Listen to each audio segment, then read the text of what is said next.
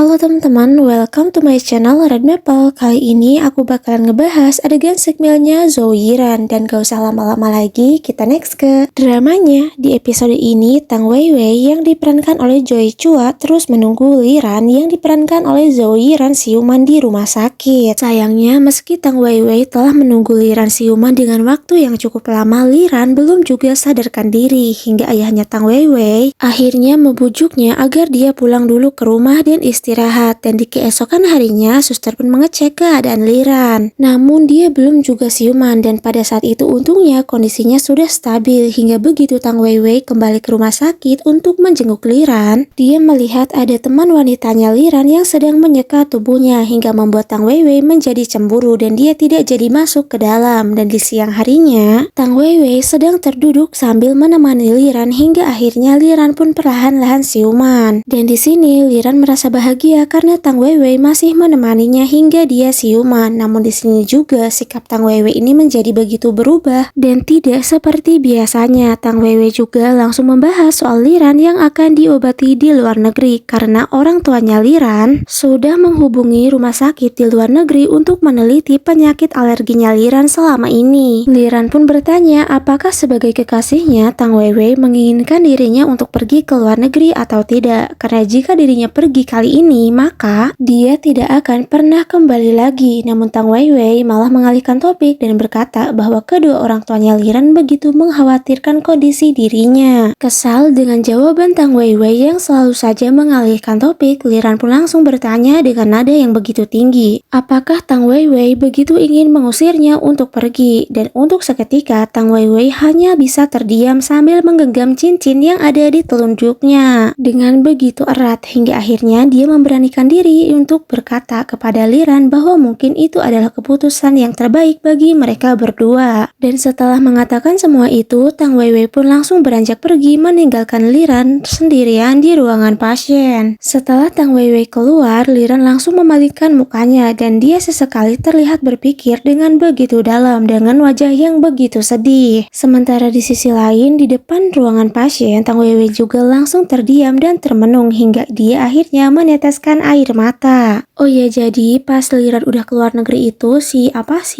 Tang Weiwei ini mimpi buruk soal Liran yang lagi dirawat di luar negeri ya.